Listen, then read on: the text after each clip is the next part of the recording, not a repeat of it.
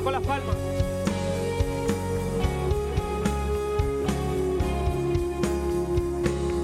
Oh, le adoramos.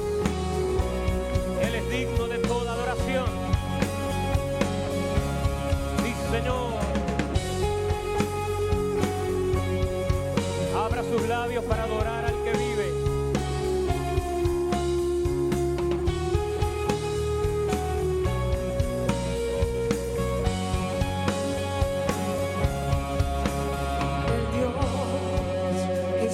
Cielos y la tierra con el poder de su palabra y reina con autoridad.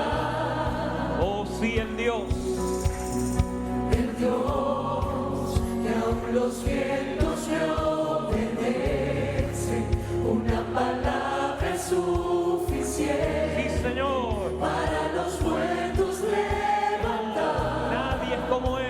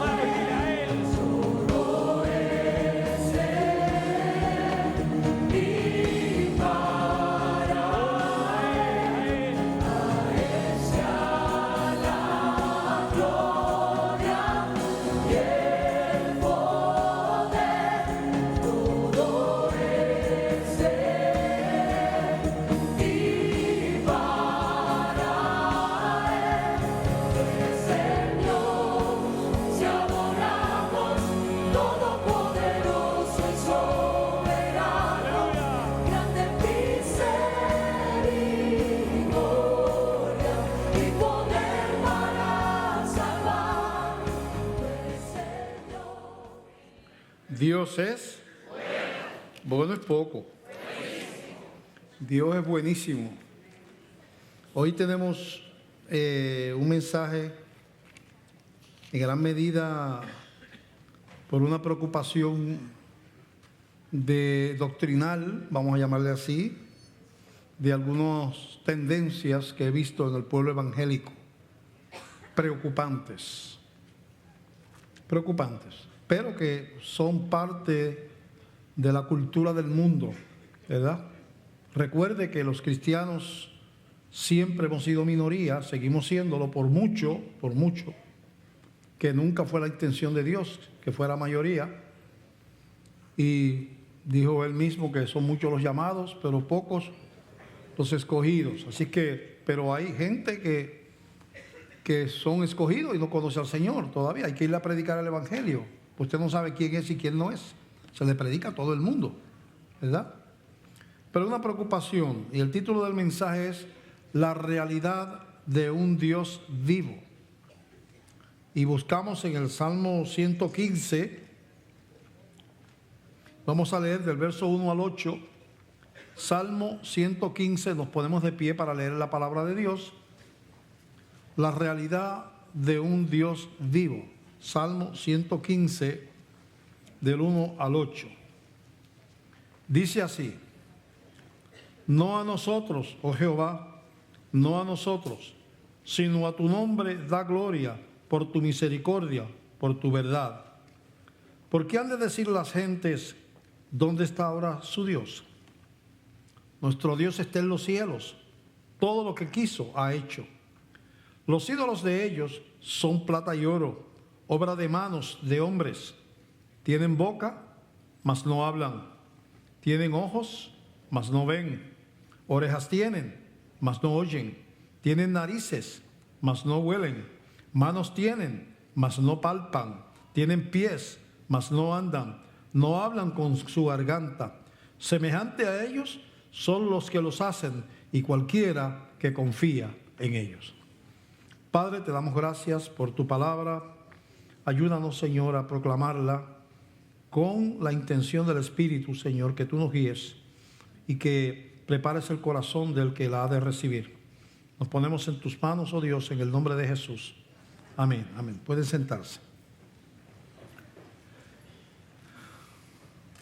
Ese es un mundo donde hay millones y millones, billones de personas, inclusive billones, atrapadas en la idolatría.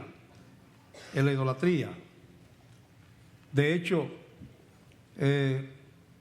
China, por ejemplo, tiene yo no sé cuántos millones, 1.100, 1.200 millones, 1.300 de habitantes.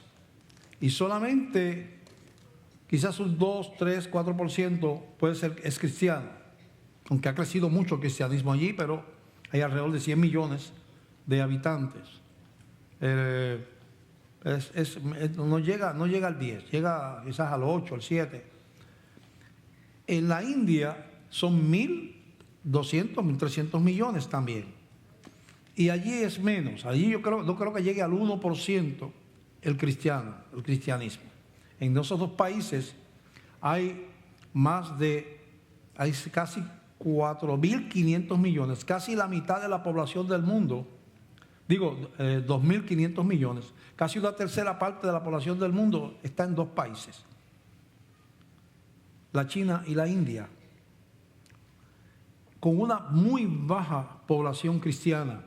A eso usted le añade todo el montón de países budistas que hay pues en Oriente, los países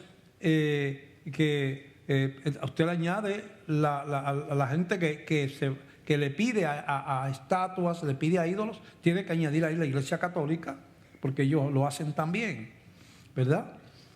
Y así por el estilo. Hay algunos como los musulmanes que no adoran imágenes, son monoteístas también, aunque no creen en el mismo Dios que nosotros realmente, pero tienen lugares santos. Supone que el musulmán vaya por lo menos una vez en su vida a la Meca a peregrinar, de Medina a la Meca, a la mezquita de Omar, y realmente, bíblicamente hablando, los lugares santos también son idolatría. Y vamos a hablar de esto y vamos a explicar por qué estamos diciendo esto. Lo vamos a analizar por la Biblia, ¿verdad? Así que es una realidad que la gente pone la mirada en algún objeto, alguna estatua, de alguien que supuestamente vivió. Puede ser, en algunos casos yo he estado en eso, fui en el viaje que fuimos a la India, fuimos a un templo, yo fui con Axel, no sé si los demás estaban del grupo, a un templo budista, y esas son cosas horribles. Y así son los hinduistas también, llenos de animales y de cosas, y con los dientes por fuera. Y allí en la China, uno ve frente a las casas unas figuras como de un perro, sentado así. Y pues así vive el mundo, así vive el mundo. Cuando fuimos al Vaticano, vimos empezar a ver estatuas por todas partes, allá. Entonces pasamos por unos almacenes que no estaban en uso, estaban llenos de estatuas que no se estaban puestas, estaban allí almacenadas de diferentes, no sé de quiénes eran, muchas, así como que almacenadas ahí sin usar, pero usted caminaba por los pasillos y veía. Entonces eso ya es preocupante, pero más preocupante es ver como lo que comenzó en el siglo III, cuando el emperador Constantino de Roma prácticamente declaró al cristianismo religión oficial del imperio, la descriminalizó desde el principio de la iglesia en Pentecostés hasta el año 300 y pico, 360, no me acuerdo cuánto fue lo de Constantino. La iglesia estuvo perseguida, no coincidía con los romanos en nada. Los romanos venían de la cultura greco-romana, de una cultura que tienen una mitología de montones de dioses, estatuas, dioses que son mitad humano, mitad hombre. Se casaban los dioses supuestamente con las mujeres, le hacían hijos a las mujeres, se pasaban peleando unos con otros. Y, bueno, toda una mitología, igual que hay en los países escandinavos también. La había también.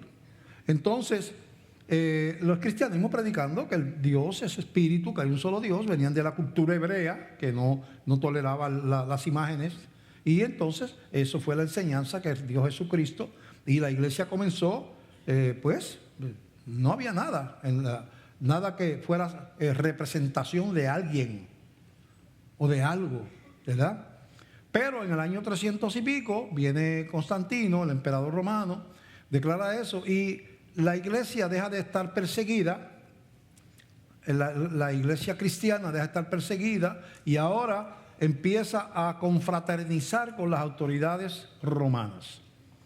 Desaparece la persecución, empiezan a aparecer los templos que prácticamente no había, porque no se podían hacer bajo el imperio romano.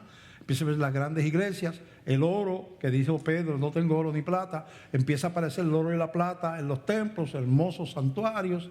Los grandes líderes de la iglesia empiezan a sentarse en los banquetes con los paganos romanos, porque ahora había confraternización.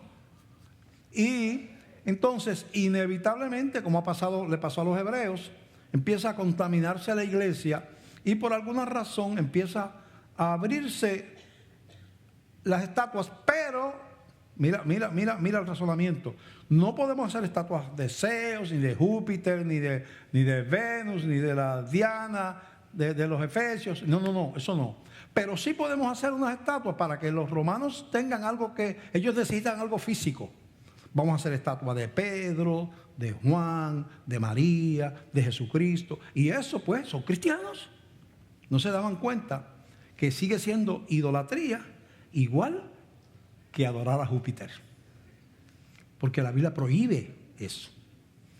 Entonces empieza esa dualidad de una iglesia que desde la Reforma en adelante redescubre el principio. La Reforma protestante viene a ser un regresar a la iglesia del principio y una confrontación con los 10 siglos, 12 siglos desde Constantino para acá, hasta que llegó la Reforma.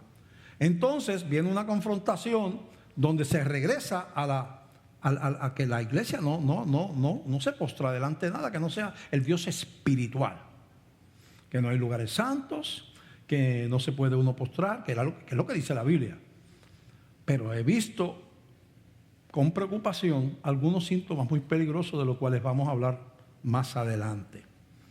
La idolatría es la antítesis o lo contrario al monoteísmo, a la concentración en un Dios espiritual que no puede ser representado por mano humana. No hay mano humana que pueda hacer una figura de un Dios tan santo y tan grande, y un Dios que prohíbe inclusive que un Dios que no tolera la idolatría. Tanto es así que en Deuteronomio capítulo 5 se da del verso 1 en adelante, se habla de los 10 mandamientos. Y mira lo que dice aquí. Deuteronomio 1 5 del 1 al 11. Llamó a Moisés a todo Israel y les dijo: oye Israel, los estatutos, decretos que yo pronuncio hoy en vuestros oídos, aprendedlos y guardadlos para ponerlos por obra. Jehová nuestro Dios hizo pacto con nosotros en Horeb. No con nuestros padres hizo Jehová este pacto, sino con nosotros, todos los que estamos aquí hoy vivos. Cara a cara habló Jehová con vosotros en el monte del medio del fuego. Yo estaba entonces entre Jehová y vosotros para declararos la palabra de Jehová, porque vosotros tuvisteis temor del fuego y no subisteis al monte, dijo Moisés. Dios se apareció en el monte. El pueblo, al sentir los truenos, ver las luces y las cosas que estaban pasando allí de la presencia de Dios, no quisieron subir y le dijeron a Moisés: vete tú. Y Moisés subió allá, y allá cara a cara se encontró con Dios. Y no subiste al monte, dijo Dios esto: yo soy Jehová tu Dios, que te saqué de tierra de Egipto, de casa de servidumbre. Y mira el primer mandamiento, el primero: no tendrás dioses ajenos delante de mí, no harás para ti escultura, ni imagen alguna de cosa que está arriba en los cielos. Pero incluye lo que está en los cielos. Espérate. Dios prohíbe que yo haga una imagen de algo que esté en el cielo. No puedo postrarme delante de un ángel, no puedo postrarme delante de José, de María, de Jesús. No puedo tener una imagen de Jesús. No me puedo postrar delante de una imagen de Jesús. Sigue siendo idolatría. Pero Jesús, pero idolatría, una imagen. Nada que esté arriba en los cielos. Dice, ni abajo en la tierra, ni en las aguas debajo de la tierra. No te inclinarás a ellas, ni las servirás, porque yo soy Jehová tu Dios, fuerte, celoso, que visito la maldad de los padres sobre los hijos hasta la tercera y cuarta generación de los que me aborrecen, y que hago misericordia a millares, a los que me aman y guardan mis mandamientos. No tomarás el nombre de Jehová en tu Dios en vano, porque Jehová no dará por inocente al que tome su nombre en vano. Vamos a leer hasta ahí. Cara a cara, Dios le da esta revelación y pone el mandamiento de la idolatría sobre los otros 9 primero. De hecho, dentro de los pecados de Israel, en la historia que leemos en el Antiguo Testamento, por ningún otro pecado fue castigado el pueblo de Israel más que por la idolatría. Por ningún otro. El pecado más castigado en el Antiguo Testamento es la idolatría. Y aquí dice por qué. Es que contradice la naturaleza de Dios. Dios o es soberano, uno, espiritual, con poder sobre todas las cosas, y tú te rindes a esa realidad. Es uno, santo, perfecto, y es el Dios que está en la gloria, es un ser espiritual. O yo busco algo que yo pueda ver. Lo hizo, no sé, Pancho el Loco, que le pega a la mujer y vende droga, pero se dedica a hacer imágenes. Y tú viste una imagen ahí en una tienda y la compraste, y no dice que la hizo Pancho el Loco. Tú no sabes ni quién la hizo. Y tú te llevas eso para tu casa. La enganchas en una pared o la pones encima de una mesa. Dices, ay, yo te pido que tú protejas a mis hijos. ¿Y qué pasó con Dios? ¿Y por qué no se lo pides a Dios? ¿Por qué tienes que hablar con Pedro, o con Pablo, o con Judas, o con sea? ¿Qué pasa? ¿Que Dios es sordo? ¿Puede hacer algo alguien que no pueda hacer Dios? ¿Es que acaso Dios no está en nosotros como cristianos? ¿No está en todas partes porque Él es omnipresente? ¿Tengo que mandarle recado como si fuera el alcalde del pueblo o el gobernador? Que quiero hablar con él y no tengo acceso y busco un amigo, un político, un presidente. Mira, consígueme una cita con el alcalde porque es que tengo que hablar con él. Deja ver, yo voy a ver si te consigo. O sea, para hablar con Dios hay que llevar una pala. ¿No dice Jesús que Dios escucha las oraciones de sus hijos? ¿No manda a Jesucristo que le oremos? ¿Que le pidamos? ¿Por qué tenemos que tener una representación tangible de algo que es tan real y más real que lo tangible? Porque antes de haber cosas ya Dios existía. Y entonces no razonamos. Mira, la idolatría no solamente es antibíblica, sino que es ilógica. Es ilógica. No aguanta un análisis filosófico. No cristiano, filosófico. Si Dios es todopoderoso, si Dios está en todas partes, si Dios dio su vida por los cristianos, Jesucristo, que es Dios, dio su vida por los cristianos por amor, dice, y el Padre nos amó tanto que envió a su Hijo. Si Él murió por nuestros pecados por amor, si Jesucristo dice, yo quiero que estén conmigo, si dice que somos adoptados en la familia de Dios, si dice que tenemos un nombre nuevo, si Jesús, yo quiero que estén conmigo, o sea, si todas esas cosas, ¿por qué yo necesito ir a otra a buscar en otro lugar? Hay una razón lógica, para que un Dios omnipresente y todopoderoso yo no pueda pedirle las cosas personalmente y no pueda adorarle a Él personalmente. Pero la idolatría, primero que es una atadura, segundo que apela a nuestra dependencia de lo sensorial.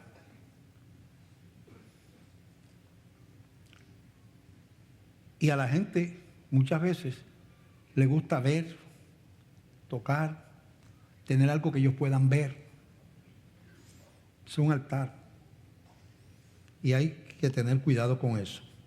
Ni siquiera los lugares santos. Como yo dije, los musulmanes no adoran imágenes, pero tienen lugares santos, igual que lo tiene la Iglesia Católica. Vaticano, que si la gruta de Lourdes, la catedral de la Señora de la Guadalupe, que si ¿verdad? Que si Fátima, que yo no sé qué, tienen unos lugares donde allí supuestamente Dios está allí, está pasando cosas allí. Pero ¿qué aguanta eso la Biblia? Vamos a ver en Juan capítulo 4. ¿Aguanta Biblia eso? Juan capítulo 4, Jesucristo está hablando con una mujer samaritana, una parte de los judíos que había quedado separada de los judíos, y ambos fueron idólatras, pero los judíos no de Samaria, los samaritanos estuvieron ligados a un imperio pagano, rechazaban a los samaritanos porque lo veían como que habían claudicado y habían hecho, a veces habían contaminado con, ¿verdad? Pero la realidad es que yo había dicho lo mismo. Fíjate qué cosa. La gente que no puede tirar piedras, ¿verdad? Tira piedras y no se miran que ellos tienen el tejado de cristal. El asunto es que hablando con una mujer samaritana, una mujer de pueblo que se encuentra en un pozo, ella le hace esta pregunta en 4:19. Dice, le dijo la mujer, Señor, me parece que tú eres profeta, le dice a Jesús. Y dice ella, nuestros padres adoraron en este monte, el monte de Moria, allá en Samaria. Y vosotros decís que en Jerusalén es el lugar donde se debe adorar. Fíjate que la mentalidad de los hebreos estaba en la adoración en un lugar. Había que ir a Jerusalén, allí era que estaba Dios. Viene desde que la presencia de Dios en el tabernáculo se manifestaba con una llama de fuego por las noches, una columna de humo por el día, ¿verdad? Ahí era el Shekinah, la presencia de Dios. Ellos se quedan con eso, aunque esto era simbólico, se quedan con eso, y piensan que Dios, para tú ir a adorar, tienes que ir allá, peregrinar, ir allá, a ese lugar. Porque allí es que tú te encuentras con Dios. Y le hace esa pregunta a Jesucristo. Usted dice que es en Jerusalén, nosotros acá en el Monte Moria, acá en Samaria, ¿cuál de los dos es? Jesús le dijo, escucha estas palabras, vamos a razonarlas, ¿ok? Con cuidado. Le dice, mujer, créeme que la hora viene cuando ni en este monte ni en Jerusalén adoraréis al Padre. Espérate, está sacándome del medio los lugares santos.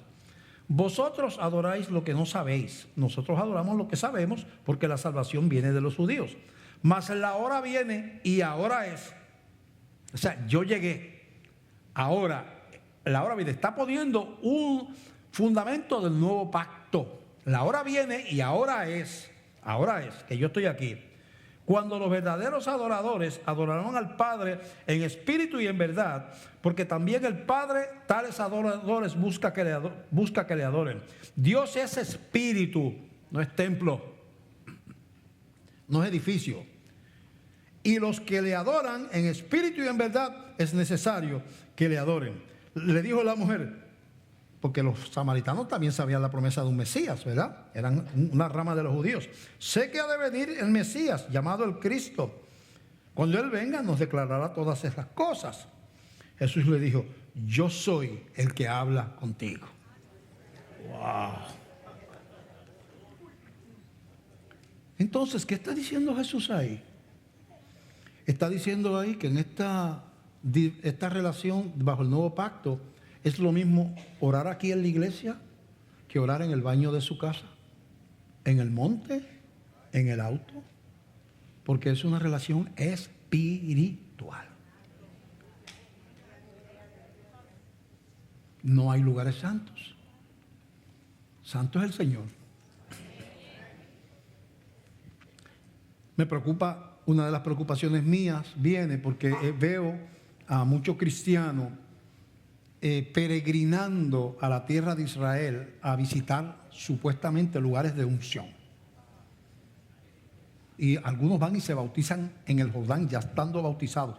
Es lo mismo bautizarse en el Jordán que en el río de su pueblo. Exactamente lo mismo. El bautismo es un símbolo de una experiencia que usted tuvo cuando se convirtió a Cristo, que se llama el nuevo nacimiento. Simboliza una vida resucitada. El agua representa una tumba, por eso es que es por inmersión. Lo entierran imitando una tumba y al salir representa una vida nueva y imita la muerte de Cristo, que fue a la tumba, echó los pecados de nosotros y resucitó victorioso. El agua, el bautismo es eso lo que representa. Y tiene que ver con su salvación, que es una cosa espiritual. No es que usted se salvó cuando se metió en el agua. El bautismo no salva a nadie, no tiene que ver con salvación. Es un testimonio, es una representación de algo que pasó. Si usted no se ha convertido, no se debe de bautizar, porque no le vale de nada. Sigue siendo un converso que se bautizó y sigue igual de condenado. Porque la conversión es un encuentro, es un evento de rendición de una vida a Jesús. Entonces, ¿qué es lo que está diciendo? ¿Qué es lo que está diciendo? ¿Qué estamos hablando? ¿Qué es lo que estamos hablando? Lo que estamos hablando es que la preocupación mía viene porque yo veo que se están yendo gente a bautizar otra vez al Jordán, gente a sentir, tú en la tumba, mira, y eso, la unción en la tumba de Jesús, y me unté aceite de allá, y mira, yo siento que el poder de Dios, y yo no sé, eso es idolatría. Eso es idolatría. Porque Dios es espíritu, es lo que dijo Jesús. Dios es espíritu y Dios está en los cristianos. Le dice, cuando viene el Pentecostés, aparece una llamita de fuego sobre la cabeza de los que estaban allí, representando una tipología de que el lugar santísimo ahora no es un templo hecho de manos, que el lugar santísimo somos los creyentes. Nosotros somos el templo de Dios. Yo no tengo que ir. A mí me encantaría Israel, me han invitado y nunca he ido. A ver, mira, aquí fue, qué bueno. Una curiosidad de las raíces nuestras, del judaísmo, y no está, a ver, una curiosidad arqueológica, ¿verdad? De la historia, ver la historia, conocer la historia, no hay ningún problema con eso. Pero ir a buscar allá cosas maravillosas y milagrosas, eso es ponerle esperanza en fuera de Dios, en objetos o en lugares. Y la adoración es en espíritu y en verdad, dijo Jesús. Eso es lo que enseña la Biblia. Y la Biblia prohíbe: no te harás imágenes, no te inclinarás ni las servirás. Eso está claro, eso no está ¿verdad? Oculto, ¿verdad? En ningún lugar. Ahora, Dios va más allá desde el principio. Primero dice Moisés que le habló cara a cara. Ahí en el versículo 4 y 5 de los primeros versos que leemos dice, y nos habló cara a cara en el Monte Santo. Y habló conmigo cara a cara. Dios empieza a mostrar. Pero Dios todavía va más profundo y empieza a hablar de ese Mesías que iba a venir por medio de los profetas. Empieza a hablar por medio de los profetas. Y en Isaías, capítulo 9,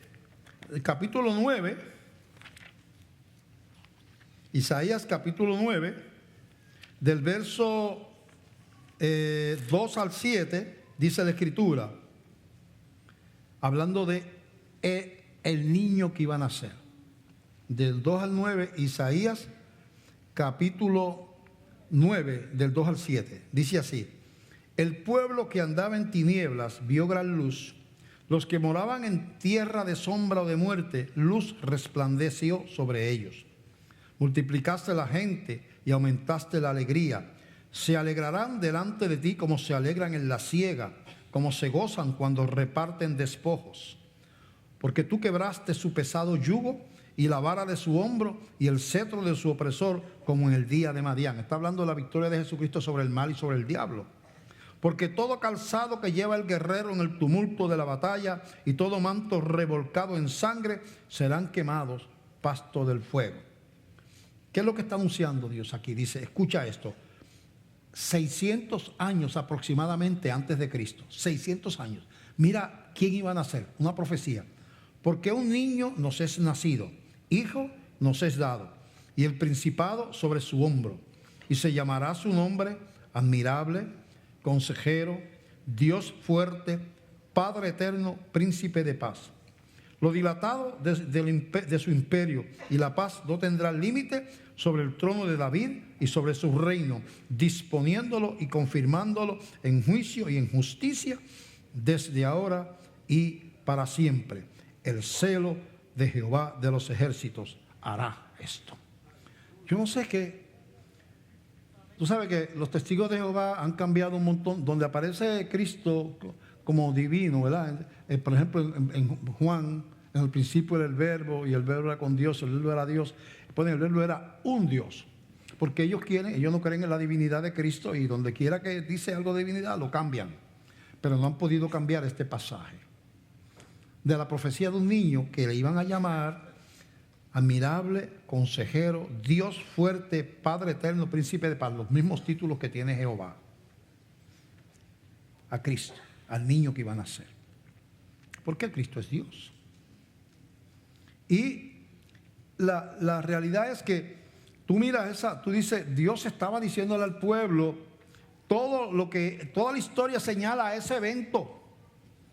Todo lo que los profetas, todo lo que ha acontecido en el mundo señala hacia ese día en que ese niño nació allí en Belén.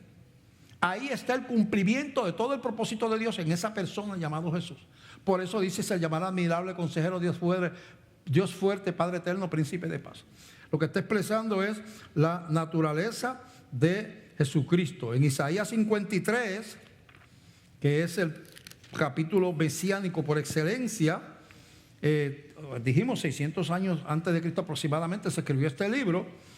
Dice lo siguiente, una lectura un poco larga, pero fíjense ustedes que cuando usted lee esto, usted parece que Isaías estaba viendo la vida, muerte y resurrección de Cristo. Estaba viendo y vivió 600 años antes, pero era un profeta. El Espíritu Santo le dijo lo que iba a pasar, quién era el que iba a venir, cómo iba a morir. Está descrito al detalle, Parece un reportero que estaba filmando allí lo que estaba pasando. Dice así: ¿quién ha creído a nuestro anuncio? ¿Y sobre quién se ha manifestado el brazo de Jehová? Subirá cual renuevo delante de él, y como raíz de tierra seca, no hay parecer en él ni hermosura. Le veremos más sin atractivo para que le deseemos. Despreciado y desechado entre los hombres, varón de dolores, experimentado en quebranto, y como que escondimos de él el rostro, fue menospreciado y no lo estimamos. Ciertamente llevó él nuestras enfermedades y sufrió nuestros dolores, y nosotros le tuvimos por azotado, por herido de Dios y abatido. Mas él herido fue por nuestras rebeliones, molido por nuestros pecados. El castigo de nuestra paz fue sobre él, y por su llaga fuimos nosotros curados. Todos nosotros nos descarriamos como ovejas, cada cual se apartó por su camino, mas Jehová cargó en él el pecado de todos nosotros. Angustiado él y afligido, no abrió su boca. Como cordero fue llevado al matadero, y como oveja delante de sus trasquiladores enmudeció y no abrió su boca. Por cárcel y por juicio fue quitado. Y su generación, ¿quién la contará? Porque fue cortado de la tierra de los vivientes, y por la rebelión de mi pueblo fue herido. Y se dispuso con los impíos su sepultura, mas con los ricos fue en su muerte, aunque nunca hizo maldad ni hubo engaño en su boca. Con todo eso, Jehová quiso quebrantarlo, sujetándole a padecimiento. Cuando haya puesto su vida en expiación por el pecado, verá linaje, vivirá por largos días, y la voluntad de Jehová será en su mano prosperada. Verá el fruto de la aflicción de su alma y quedará satisfecho. Por su conocimiento justificará a mi siervo justo a muchos y llevará las iniquidades de ellos. Por tanto, yo le daré parte con los grandes, y con los fuertes repartirá despojos, por cuanto derramó su vida hasta la muerte y fue contado con los pecadores, habiendo él llevado el pecado de muchos y orado por los transgresores. 600 años antes de Cristo. Entonces, todo ese plan del Dios, creador del universo, su Hijo y el Espíritu Santo, ese plan concertado en la eternidad para traer redención, enviando al Hijo a morir en una cruz. Cristo, el Dios admirable, consejero, Padre eterno, príncipe de paz, a morir en una cruz, como describe ahí, para que interceder, y cuando uno le entrega la vida a Él, el Espíritu Santo los mueve, recibimos, le entregamos el corazón, la vida, abrirnos el cielo. No había esperanza de eso, porque todos nos descarriamos como ovejas. Él abrió un camino que no se podía abrir de otra manera, no habría manera de abrirlo. Y después de todo ese sacrificio y de ese plan gestado antes de la fundación del mundo, después de todo eso, ahora yo le pido a una cosa que está clavado en una pared. Después de ese plan hermoso que tiene que ver con la eternidad, que tiene que ver, que hace más importante que la creación de la luna, las estrellas y el sol. Después de todo eso tan glorioso que Dios se encarnó en el Hijo para venir a buscar y a salvar lo que se había perdido, ahora yo me postro delante de una imagen de un apóstol que era un pecador igual que tú, a pedirle cosas. Qué ilógico, qué ofensivo, qué absurdo. Pero veo ciertos síntomas peligrosos, como empezó a contaminarse la iglesia después del edicto de Constantino, descriminalizando a la iglesia. Empezó la iglesia a cambiar y a separarse del sufrimiento, claro, de la persecución, claro, sí, pero a buscar la grandeza, los puestos, los títulos, y a llenar las iglesias de lo que Dios prohibió en el primer mandamiento. Exageradamente, porque dijo: no te hagas una imagen. Y cuando yo voy allí, por ejemplo, cuando estuve en el Vaticano, no una imagen, mira, y allí yo creo, se fueron bien al otro extremo. Cuartos llenos de unas que no encuentran dónde ponerlas, no caben en las paredes.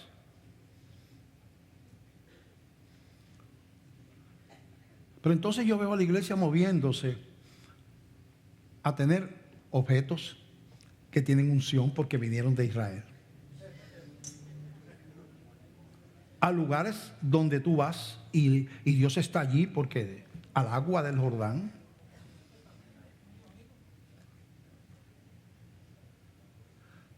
Y así comenzó. Así comenzó hasta el día de hoy. La idolatría. Y me preocupa que la iglesia evangélica esté empezando a moverse a ese tipo de adoración, ¿verdad?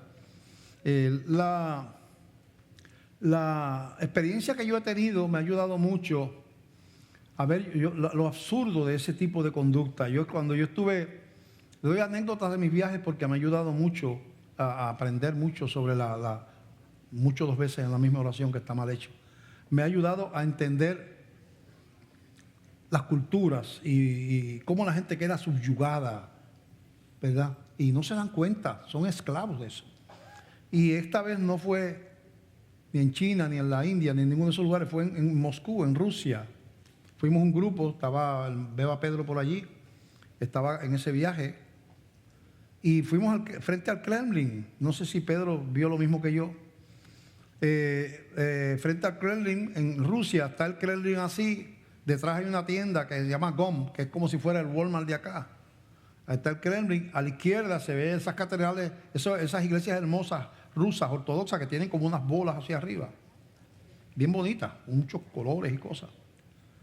Pero a la derecha había una capilla pequeña, sencilla, antigua, pero todo lo que hay allí en esa plaza es viejísimo. Y yo miro para la capilla y veo mucha gente en fila, con unas cosas en las manos así. Todo el mundo tenía algo en la mano. Y yo no sé si es por puertorriqueño o por qué, pero yo fui a ver lo que era.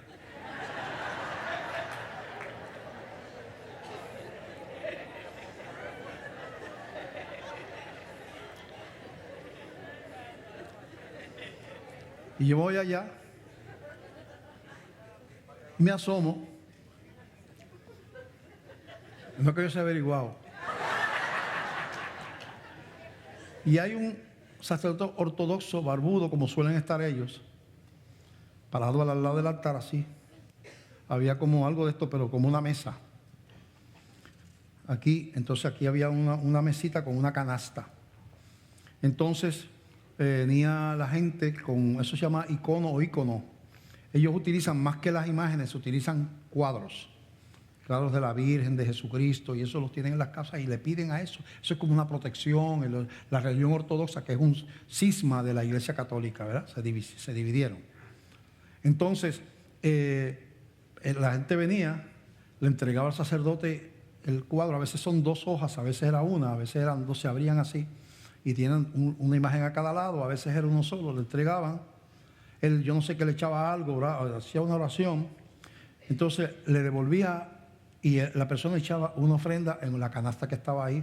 Venía el otro, le daban la de esto, él decía yo no sé qué. Y cogía, le daba, la persona se iba bien contento y echaba, antes de él se echaba la ofrenda ahí. Yo dije, bueno, una fila larga, eso estará todo el día ahí, no está mal, ¿verdad? Pero esa pobre persona salía de allí, donde hay un sacerdote que se supone que lo iluminara para que se encontrara con Dios. El Dios que te escucha, el Dios espiritual, el que dijo Jesús. Ese sacerdote le daba ese icono bendecido a esa persona iba, lo ponía en la casa para que le protegiera la casa, para pedirle favores, para orarle. Por eso a veces los que se supone que somos instrumentos de luz, somos instrumentos de tinieblas, de oscuridad. Engaño, es un engaño. Si Dios está disponible para que tú le conozcas como hijo, Él vino, se reveló, no tuviste tú que ir allá, Él vino acá, se encarnó y caminó por las calles. ¿Para qué tú tienes que tener un cuadrito bendecido. O una imagen bendecida. ¿Por quién? Por un humano. ¿Quién la bendijo? ¿Un humano? Ajá. ¿Y qué? ¿Quién es ese humano para estar bendiciendo cosas?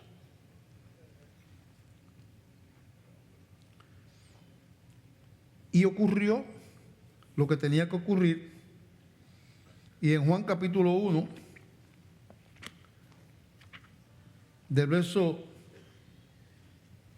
Lucas capítulo 1, verso 26 en adelante, narra esta hermosa historia. Lucas 1:26.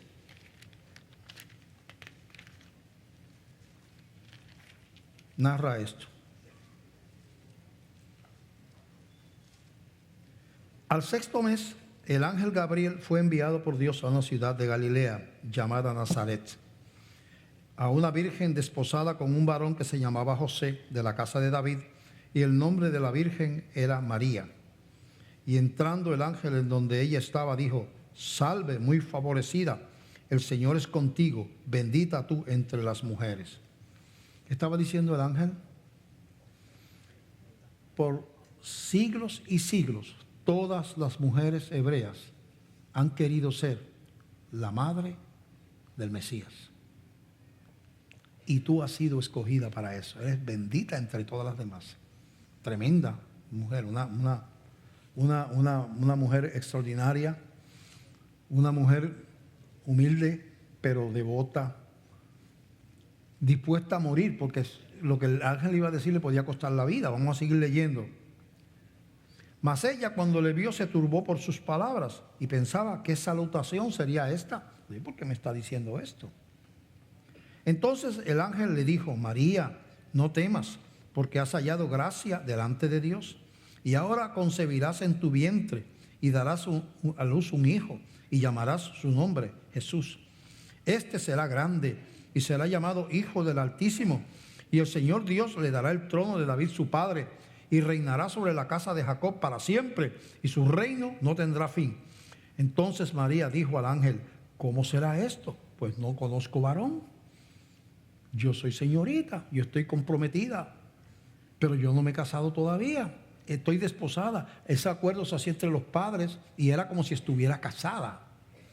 De hecho, a María la pudieron haber matado a pedradas, porque ese era el castigo que daban a las mujeres adúlteras. Y ella, al salir encinta, estaba en peligro. Por eso José, que era un hombre justo y un hombre que la amaba, no formó un escándalo cuando yo le dijo: José, estoy encinta. ¿Pero cómo va a ser? Yo no me he casado. No, parece el Espíritu Santo. Mira, los varones aquí, que su mujer le venga con ese cuento, usted no es fácil.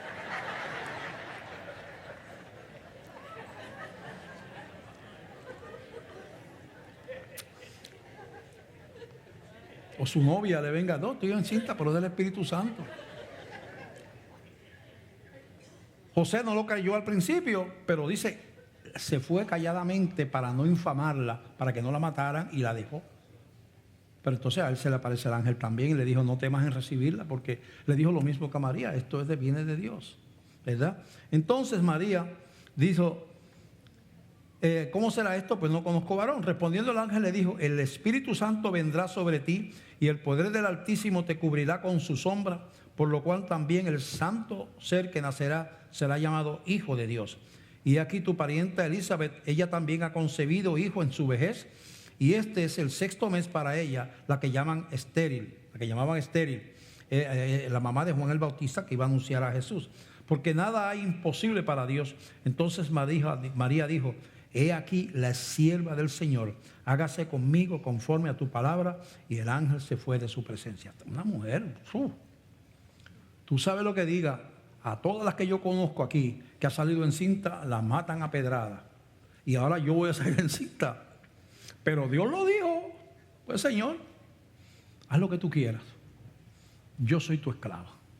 Haz conmigo como tú quieras. Verdaderamente es una extraordinaria. Y ahí entonces se cumple lo que había sido profetizado en Isaías, que un niño nos es nacido, hijo nos es dado, y llamado. Se está cumpliendo la historia en ese momento, en el nacimiento de Jesús. Y en Juan capítulo 1, En Juan capítulo 1 dice, les vamos a leer ya mismo, Juan capítulo 1 del verso 1 en adelante, vamos redondeando la historia para que usted vea por qué no podemos idolatrar. Si es que Dios, ¿qué más puede hacer Dios? ¿Entiende? ¿Qué más puede hacer? Se anunció, lo profetizaron, al detalle, nació, la gente lo vio los milagros, lo vieron a multiplicar los panes, lo vieron resucitar muertos, lo vieron caminar sobre las aguas, lo vieron tantas cosas. Los discípulos lo vieron levantarse y perderse en el cielo, lo vieron resucitado un montón de personas. ¿Qué más? ¿Por qué tenemos que recurrir a un objeto? ¿Por qué? Es un Dios oculto que no se ha manifestado, que está escondido, que no quiere que sepamos de Él. ¿Qué dice Juan? En el principio, 1:1, era el verbo y el verbo era con Dios y el verbo era Dios. Este era en el principio con Dios. Todas las cosas por Él fueron hechas y sin Él nada de lo que ha sido hecho fue hecho. Jesucristo creando todo. Eso es lo que dice ahí. En Él estaba la vida y la vida era la luz de los hombres. Jesús es el que da vida. Estamos muertos espiritualmente hasta que Jesús viene a ti. Si tú estás aquí, todavía no le has entregado tu vida a Cristo, tú estás vivo biológicamente, pero muerto espiritualmente. Y el que da vida es Jesús. Punto. En Él estaba la vida y la vida era la luz de los hombres. La luz en las tinieblas resplandece y las tinieblas no prevalecieron contra ella. Un hombre enviado de Dios, el cual se llamaba Juan. Este vino por testimonio, para que diese testimonio de la luz, a fin de que todos creyesen por Él. No era Él la luz, Juan no era la luz, sino para que diese testimonio de la luz. Aquella luz verdadera que alumbra a todo hombre venía a este mundo. En el mundo estaba, y el mundo por Él fue hecho, pero el mundo no le conoció. A los suyos vino, y los suyos no le recibieron. Mas a todos los que le recibieron, y a los que creen en su nombre, les dio la potestad de ser hechos hijos de Dios, los cuales no son engendrados de sangre, ni de voluntad de carne, ni de voluntad de varón, sino de Dios. Y aquel verbo fue hecho carne y habitó entre nosotros, y vimos su gloria, gloria como del unigénito del Padre, lleno de gracia y de verdad. ¿Para qué hay que ir a buscar delante de un objeto hecho de mano de hombre, cuando yo puedo, un Dios vivo, que probó que me ama? ¿Por qué tengo yo que ir a buscar unción si yo doblo rodillas donde quiera que yo esté y me comunico con Dios? Dios, Él está allá está en el santuario tal, pero en Ponce, Puerto Rico no está. Hay que ir al santuario tal a encontrarse con Dios. ¿Pero qué es eso? Si no es en Jerusalén, ni es en Samaria, ni es en San Juan, ni en Israel, ni es en Ponce, es en espíritu y en verdad. Pero veo unos signos preocupantes en la iglesia evangélica. Y pues en la verdad es que Dios nos anhela. Y entonces, si Él me anhela, en Juan capítulo 17, y con esto termino, dice del 24 al 26, en el Evangelio de Juan, capítulo 17, 24 al 26, dice, orando Jesús, la última oración antes de que lo fueran a arrestar. De ahí salió para el huerto a orar, allí lo arrestaron. Y dice, hablando con el Padre, dice, Padre, aquellos que me has dado, quiero que donde yo estoy, también ellos estén conmigo, para que vean mi gloria que me has dado, porque me has amado desde antes de la fundación del mundo. Padre justo, el mundo no te ha conocido, pero yo te he conocido, y estos han conocido que tú me enviaste, y les he dado a conocer tu nombre, y lo daré a conocer aún, para que el amor con que me has amado esté en ellos, y yo en ellos. Gloria a Dios. Gloria a Dios. Él vive. Cuando entró, ¿verdad?, a buscarlo allí los discípulos, ¿por qué buscáis entre los muertos en que vive? Él ha resucitado. Él no está aquí, la tumba está vacía. Él vive. Yo no tengo que postrarme delante de ningún objeto, a ningún lugar, a ir a buscar, encontrarme con Dios en tal o cual lugar, porque Él está en todas partes. Y si soy cristiano, está en mí, más todavía.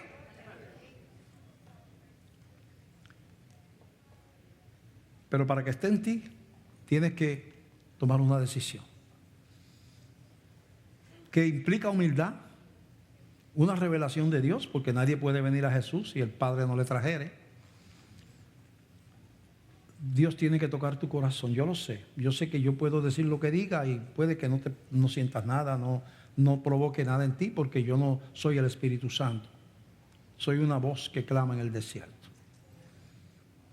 Pero sí te puedo decir que sin Cristo no hay salvación. Jesús dijo, nadie viene al Padre si no es por mí.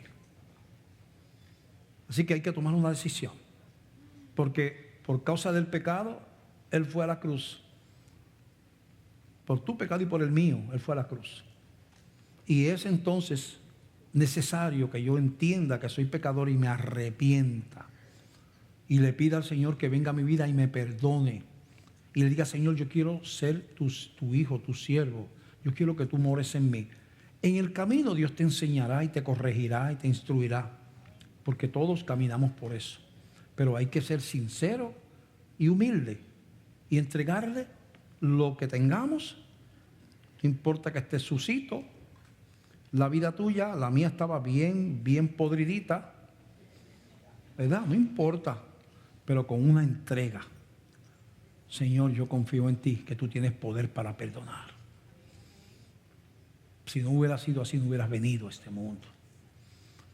No sé si hay alguien aquí que todavía no ha entregado su vida a Jesús. Y allí donde está, levanta su mano. Es la decisión más importante que un ser humano puede tomar. Más importante que estudiar, que casarse, que criar hijos. Es salvar el alma. ¿Sabes? Porque todo lo que hagamos en la tierra termina aquí. Todo. Lo único que permanece es lo que está fundado sobre Cristo.